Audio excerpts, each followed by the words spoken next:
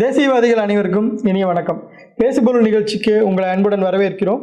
இன்றைய பேசுபொருள் நிகழ்ச்சியில் நம்முடன் இணைந்திருப்பவர் அரசியல் விமர்சகர் திரு மகாதேவன் அவர்கள். சார் வணக்கம். வணக்கம் ராஜேஷ்.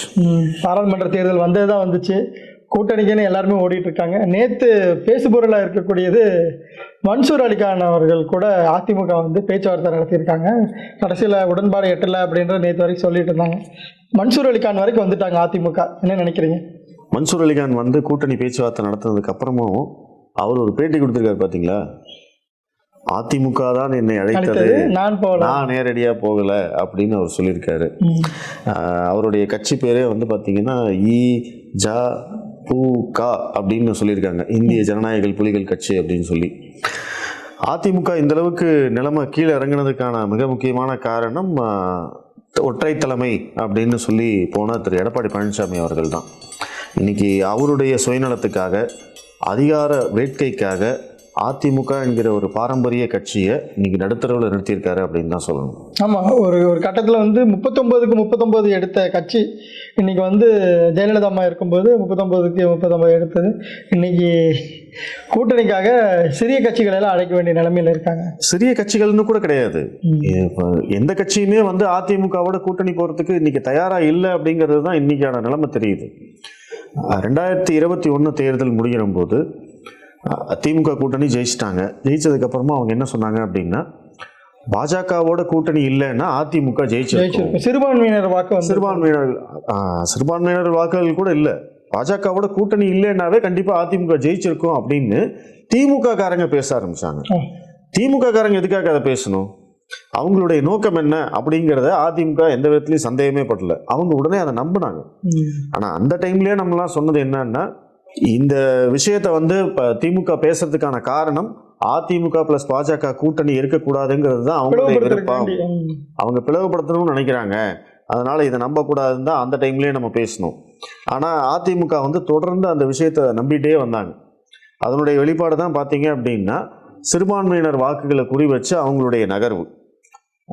ஈரோடு கிழக்கு தொகுதி இடைத்தேர்தல் நடந்த போது எடப்பாடி பழனிசாமி அவர்கள் என்ன பண்ணாரு, அந்த டைம்ல அவர் ஒற்றை தலைமை அப்படின்னு வந்துருச்சு. அந்த ஒற்றை தலைமை வந்ததுக்கு அப்புறமா முதல்ல அந்த இடைத்தேர்தலில் கூட்டணி கட்சிகள் யாரையுமே கலந்துக்காம நாங்கள் அதிமுக போட்டியிடும்னு சொன்னார். அவர் இப்போ என்டிஏல தான் இருக்காரு. அப்படி என்டிஏல இருக்கிற போது ஒரு தொகுதியோட இடைத்தேர்தல் வரும்போது எல்லாரையும் பேசி யார் நிக்கலாம், என்ன பண்ணலாம் அப்படிங்கிற ஒரு ஸ்ட்ராட்டஜி எல்லாம் எதுவுமே இல்லாம முந்திரி கொட்டத்தனமா அதிமுக முன்னாடி நிற்கும் அப்படின்னு சொல்லிட்டாங்க. அதற்கு பிறகு பாஜக மற்ற கட்சிகள் எல்லாமே அவருக்கு ஆதரவு கொடுத்தாங்க அப்படிங்கிறது ஓகே. அந்த தேர்தலில் தோற்றதுக்கு அப்புறமும் திரு செங்கோட்டையன் அவர்கள் என்ன சொன்னாரு அப்படின்னா, எங்களுக்கு 42,000 சிறுபான்மையினர் வாக்குகள் இங்க எங்களுக்கு விழலை. அப்ப அப்படின்னா அதுக்கு என்ன அர்த்தம்? பாஜக எங்க கூட இருக்கிறதுனால எங்களுக்கு சிறுபான்மையினர் வாக்குகள் விடலை அப்படிங்கிறார். உண்மையிலேயே சிறுபான்மையினர் வாக்குகள் இவங்களுக்கு விழுமான்னு கேட்டா கண்டிப்பா விழாது. ஆரம்பத்துல இருந்தே இஸ்லாமியர்கள் வாக்குகள் எப்பவுமே திமுகவுக்கு மட்டும்தான். அதிமுகவுக்கு ஒரு சர்டன் பர்சன்டேஜ் ஆஃப் வாக்குகள் வந்ததுக்கான காரணம் என்னன்னு கேட்டீங்கன்னா, ஜெயலலிதா அவர்கள் இருந்தாங்க. ஒண்ணு, இஸ்லாமிய பெண்கள் ஜெயலலிதா அவர்கள் மேல மிகப்பெரிய அளவு மரியாதை வச்சிருந்தாங்க. அவங்களுக்கு அவங்க ஒரு மிகப்பெரிய ஐகான். இஸ்லாமிய பெண்களுக்கு ஜெயலலிதா அவர்கள் ஒரு மிகப்பெரிய ஐகான். ஏன்னா இவங்க ஒரு அடிமைப்படுத்தப்பட்டு அந்த மாதிரி ஒடுக்கப்பட்டிருக்கிற ஒரு பெண்கள் கூட்டத்துக்கு ஒரு பெண்ணா இருந்து இத்தனை பேரையும் சமாளிச்சு, இத்தனை ஆண்களை சமாளிச்சு ஒரு அரசியல் இதுல ஒரு முடிசூடா ராணியா, ஒரு இரும்பு பெண்மணியா இருக்காங்க. அப்படிங்கிற போது இஸ்லாமிய ஆண்கள் என்னதான் திமுக பக்கமே வாக்களிச்சாலுமே இஸ்லாமிய பெண்களோட வாக்கு எப்பவுமே ஜெயலலிதாவுக்கு தான் இருக்கும். ஜெயலலிதா அவர்களும் இல்லைன்னு ஆனதுக்கு அப்புறமா அவங்க எதுக்காக மறுபடியும் அதிமுக ஓட்டு போடணும்? நீங்க இன்னொரு விஷயம் பாத்தீங்கன்னா, 2016 தேர்தல் தான் கடைசியா இஸ்லாமியர்கள் அதிமுக ஓட்டு போட்டாங்க. ஏன்னா அந்த டைம்ல ஜெயலலிதா அவர்கள் இருந்தாங்க. அதுக்கு பிறகு எவ்வளவு நாள் ஆச்சு? 8 வருஷம் ஆச்சு. 8 வருஷத்துல நடுவில் எத்தனை தேர்தல் நடந்துருச்சு? 2019 பாராளுமன்ற தேர்தல், 2021 சட்டமன்ற தேர்தல், உள்ளாட்சி தேர்தல், இது எல்லாமே நடந்ததுக்கு அப்புறமா இந்த தேர்தல் எல்லாத்துலயுமே அவங்க என்ன யாருக்கு ஓட்டு போட்டிருக்காங்க? திமுக கூட்டணிக்கு ஓட்டு போட்டிருக்காங்க. இப்ப மறுபடியும் திரும்ப அதிமுக கூட்டணிக்கு ஓட்டு போடுறதுக்கு வேண்டிய தேவையே இல்லையே அவங்களுக்கு. என்ன அவசியம் இருக்கு? ஜெயலலிதா இருந்தாங்க, அவங்களுக்காக போட்டாங்க. இன்னைக்கு வந்து எடப்பாடி வந்து தன்னுடைய நிலைமையை மாத்திக்கிட்டாரு அப்படிங்கிறதுக்காக அவங்க எல்லாருமே வந்து உடனே இரட்டை இலைக்கு போடுவாங்க அப்படிங்கிற அந்த ஒரு வாதமே வந்து அர்த்தமற்றது. அப்படி ஒரு வாதம் யார் கிரியேட் பண்ணாங்க, எப்படி அவர் நம்பினாரு அப்படிங்கிறதே தெரியல. 100% வந்து சிறுபான்மையினர்கள், முக்கியமா இஸ்லாமியர்கள் வந்து அதிமுகவுக்கு வாக்களிக்கிறதுக்கான வாய்ப்புகளே இல்லை. நம்ம என்ன விஷயம் கவனிக்கணும், திமுக வந்து அவங்களோட கூட்டணியை கட்டமைச்சதுக்கும் அதிமுக இப்போ கோட்டை விட்டு நிற்கிறதுக்கும் என்ன பிரச்சனை இருக்கும் நீங்க நினைக்கிறீங்க? நீங்க ஒரு சமீபத்தில் கூட ஒரு நேர்காணலில் நான் பார்த்தேன். திமுக கூட்டணி ஜெயிக்கிற கூட்டணி. 2019 ஜெயிச்சிட்டாங்க, 2021 ஜெயிச்சிட்டாங்க, உள்ளாட்சி தேர்தல் ஜெயிச்சிட்டாங்க. இப்போ 2024 இப்போ வரைக்கும் வந்த கருத்து கணிப்புகள் எல்லாமே திமுகவுக்கு சாதகமாக தான் இருக்கு. அதிக பெரும்பான்மையான சீட் வந்து அவங்க வாங்குவாங்க சொல்லியிருக்காங்க. ஜெயிக்கிற கூட்டணியில் இருக்கிற ஸ்டாலினே வந்து தன்னுடைய கூட்டணி கட்சிகளை அரவணைச்சு அவங்கள வெளியில விடாம அவங்களுக்கு என்ன தேவையோ அதெல்லாம் பார்த்து பண்றபோது, எடப்பாடி பழனிசாமி முதல்வரானது மட்டும்தான் அவருடைய சாதனை. அதற்கு பிறகு நடந்த அத்தனை தேர்தலையும் அவர் தோத்திருக்கார். அப்படி தோல்வியில் இருக்கக்கூடிய எடப்பாடி பழனிசாமி மீண்டும் வெற்றி பெற வேண்டும் அப்படிங்கிற ஆசையே இல்லாம தன்னை மட்டும் முன்னிலைப்படுத்திக்கணும், தான் ஒரு மிகப்பெரிய ஆளுமை, தான் முதல்வர் வேட்பாளர் அப்படிங்கிற அந்த அதிகார வேட்கையில என்ன பண்ணியிருக்காரு, இன்னைக்கு கூட்டணி கட்சிகள் எல்லாத்தையுமே துரத்தி விட்டு இன்னைக்கு அதிமுக வந்து இன்னைக்கு இந்த நிலைமையில் இருக்கிறதுக்கான காரணம் அதுதான். பாஜக மாநில தலைவர் அண்ணாமலை அவர்களும் எடப்பாடி பழனிசாமி ஒரே கம்யூனிட்டின்றனால அவங்களுக்குள்ள அந்த ஒரு ஈகோ இது இருக்குமா எடப்பாடி பழனிசாமிக்கு? ஈகோ இருக்கலாம், அதுல தவறே கிடையாது. இப்போ அண்ணாமலை அவர்கள் ஆரம்பத்துல இருந்தே என்ன சொல்லிட்டு இருந்தாரு, அதிமுக அவங்களோட கட்சியை வளர்க்கறதுக்கு அவங்க போராடுறாங்க, நாங்க எங்களோட கட்சியை வளர்க்கறதுக்காக போராடுறோம்.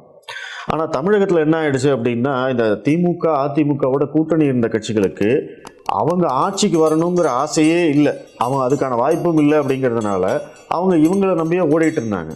ஆனா பாஜக என்ன சொல்றாங்க, அண்ணாமலை அவர்கள் வந்ததுக்கு அப்புறமா இல்ல நாங்க வந்து ஆட்சிக்கு வருவோம் அப்படின்னு சொல்றாரு. அதை சொல்றதுனாலயே வந்து பாத்தீங்கன்னா அண்ணாமலை மேல வந்து பாஜக மேல அதிமுக என்ற கட்சிக்கு வந்து பாத்தீங்கன்னா ஒரு ஒவ்வாமை வருது. இல்ல இன்னொரு கருத்து வருது இல்லைங்களா, எங்களுக்கு பாஜக கிட்ட இல்ல பாஜக தேசிய தலைவர்கிட்ட எந்த பிரச்சனையும் இல்லை, அண்ணாமலை தான் எங்க பிரச்சனை அப்படின்றாங்க. அண்ணாமலை தான் அவங்களோட பிரச்சனைன்னா அண்ணாமலை தான் அந்த கட்சியை வளர்க்குறாரு. ஒரு அண்ணாமலை வந்து எடப்பாடி பழனிசாமி அதிமுகவோட தலைவர்களை பற்றியெல்லாம் வந்து பேசிட்டதா வந்து சொல்கிறாங்க. எதிர்கட்சிகளாக இருக்கக்கூடியவர்கள் எத்தனையோ தடவை இதை விட மோசமான விமர்சனங்கள்லாம் வச்சுருக்காங்க. அண்ணாமலை அவர்கள் பேசின விஷயத்துலேயும் வந்து பார்த்தீங்கன்னா எந்த விதமான ஒரு இன்டென்ஷனும் கிடையாது, இவங்களையெல்லாம் அவமானப்படுத்தணும் அப்படிங்கிற இன்டென்ஷனில் அவர் பேசலை. ஒரு பத்திரிகை பேட்டிக்காக கேட்கப்பட்ட கேள்விக்கு அவர் பதில் சொல்றாரு. அந்த பதிலும் வந்து ஒரு ஃபேக்ட். ஜெயலலிதா அவர்கள் இல்லாதது சொல்லல, ஜெயலலிதா அவர்கள் தண்டிக்கப்பட்ட குற்றவாளி தான். அவங்க ஏற்கனவே வந்து கன்விக்ட் ஆகியிருக்காங்க, அதுக்கப்புறம் மறுபடியும் வந்து இது பண்ணியிருக்காங்க. அந்த வழக்கில் வந்து சம்பந்தப்பட்ட சசிகலா, இளவரசி எல்லாருமே தண்டிக்கப்பட்டாங்க. ஜெயலலிதா அவர்கள் இருந்திருந்தா அவங்களும் கண்டிப்பா தண்டிக்கப்பட்டிருப்பாங்க. அவங்களுக்காக வந்து தீர்ப்பு மாற போறது இல்லை இல்லையா? ஸோ அதனால அது வந்து ஃபேக்ட் தான் அவர் சொன்னாரு. ஆனா அந்த ஒரு ஸ்டேட்மெண்ட்டுக்காக வந்து நாங்க கூட்டணியை முறிப்போம் அப்படின்னு சொன்னீங்க அப்படின்னா, கடந்த 2016 இருந்து இந்த கூட்டணி முறிவு 2023 வரைக்குமே பாஜக இவங்களுக்கு எவ்வளவு ஆதரவா இருந்திருக்கு, இவங்களுடைய ஆட்சிக்கு எவ்வளவு ஆதரவா இருந்திருக்காங்க, இவங்களுக்குள்ள எவ்வளவோ பிரச்சனைகள் வந்த போது எல்லாமே சிபிஎஸ் பிரச்சனை வந்த போது எல்லாமே பாஜக தானே இவங்களுக்கு நடுவில் இருந்திருக்கு. அப்போ அதையெல்லாம் எதையுமே ஞாபகம் வச்சுக்க மாட்டேன். ஈவன் அந்த கூட்டணி முறிவுக்கு முன்னாடி டெல்லி போனாரு எடப்பாடி பழனிசாமி. அந்த டைம்ல மோடி அவர்கள் அவருடைய பக்கத்துல எடப்பாடி பழனிசாமியை உட்கார வச்சார். கூட்டணி கட்சிகளை மதிக்கிறதுல பாஜகவுக்கு நிகரான ஒரு கட்சி எதுவுமே கிடையாது, யாருமே கிடையாது. அப்படி இருக்கிற போது உங்களுக்கு மாநில தலைமையில பிரச்சனை அப்படிங்கிறதுனால வந்து கூட்டணியவே முறிச்சுக்கிறேன் அப்படின்னு சொல்றதெல்லாம் வந்து நியாயமான காரணமே கிடையாது. பட் இது இப்படி கூட கம்பேர் பண்ணி பார்க்கல இல்லைங்களா, வைகோ ஸ்டாலினை பேசாத பேச்சா இல்லைங்களா, அவங்களே ஒன்று சேர்ந்து இருக்காங்க, ஆனால் இவங்க உப்பு சப்பு இல்லாத விஷயத்துக்கு பிரிஞ்சு போயிட்டாங்கன்ற மாதிரி ஒரு இது இல்லை. வைகோ எதிர்கட்சியா இருந்த போது பேசினாரு, அந்த அளவுக்கு மோசமாலாம் இன்னைக்கு அவங்க விமர்சனம் பண்ணலையே. கட்சியில இருந்தாலுமே அந்த அளவுக்கு அதாவது இவங்களுக்கு தேவை ஒரு காரணம், பாஜகவை கழட்டி விடுறதுக்கான ஒரு காரணம் வேணும் அப்படின்னு பார்த்தாங்க. அப்போ அதை வந்து எடப்பாடி பழனிசாமியா தனியா முடிவெடுத்து நமக்கு பாஜக கூட்டணி வேண்டாம், இப்போ நம்ம கூட இருக்கிறவங்கள ஒருத்தங்களை கழட்டி விடணும் அப்படின்னா வேற யாராவது வருவாங்கன்ற ஒரு நம்பிக்கை இருந்தால் தான் நம்ம கழட்டி விடுவோம். அவர் எந்த நம்பிக்கையில் அப்படி பண்ணியிருப்பாருன்னு நீங்க யோகிக்கிறீங்க? எடப்பாடி பழனிசாமி எந்த நம்பிக்கையில் பாஜக கழட்டி விடலான்னு இது பண்றான்னு கேட்குறேன். இல்லை, அவருடைய நோக்கம் என்னன்னா இந்த பாஜக கூட்டணி கழட்டி விடுறதுக்கு ஒன்று இந்த அண்ணாமலை அவர்கள் பேசின விஷயத்தை பயன்படுத்தினாங்க. அதற்கு பிறகு அவர் ஒரு கண்டிஷன் போட்டார். 2024 பிரதமர் வேட்பாளர் மோடி அப்படின்னு நாங்கள் சொல்கிறோம், நீங்கள் 2026 எடப்பாடி தான் எங்களுடைய முதல்வர் வேட்பாளர்னு நீங்கள் சொல்லணும் அப்படின்னாரு. அப்போ அதுக்கு இங்கே கட்சி ஒத்துக்கல, பாஜக ஒத்துக்கல, அண்ணாமலை அவர்களும் ஒத்துக்கல. முதல்ல நம்ம இந்த தேர்தலை முடிப்போம், 2026 தேர்தலுக்கான பேச்சுவார்த்தை வரும்போது அதை நம்ம பற்றி பேசிக்கலாம் அப்படிங்கிறது தான் பாஜகவுடைய நிலைப்பாடாக இருந்தது. அப்போ இந்த காரணத்தை வச்சு தான் பார்த்தீங்கன்னா பாஜக கூட்டணி வேண்டாம் அப்படின்னு அவர் முடிவு பண்ணினார். அந்த படியை தூக்கியும் அண்ணாமலை மேலேயே போட்டார். அண்ணாமலை தான் என்னவோ இந்த கூட்டணி முறிவுக்கு காரணம் அப்படிங்கிற மாதிரியான ஒரு செட்டிங் பண்ணிட்டாங்க. ப்ளஸ் எடப்பாடி பழனிசாமிக்கு கொடுத்த நம்பிக்கை என்னன்னா, திமுக கூட்டணியிலேருந்து நிறைய பேர் வெளியில் வருவாங்க, அவங்க எல்லாம் அதிருப்தியில் இருக்காங்க. ஈவன் காங்கிரஸே கூட திமுக கூட்டணியிலேருந்து அதிமுக கூட்டணிக்கு வரதுக்கான வாய்ப்புகள் இருக்கு. ஏன்னா அவங்களுக்கு நம்மளால நிறைய சீட்டு கொடுக்க முடியும். ஏன்னா திமுக வெற்றி கூட்டணியா இருக்கு. வெற்றி கூட்டணியில இருக்கிற போது பார்த்தீங்க அப்படின்னா அவங்க தனியாக நின்னா கூட ஜெயிச்சிடலாம் அப்படிங்கிற ஒரு மமதையில திமுக ஏதாவது தவறு செய்யும், அந்த தவறை நம்ம பயன்படுத்திக்கலாம் அப்படிங்கிறது தான் எடப்பாடி பழனிசாமியோட நோக்கம். ஆனால் அது நடக்கல.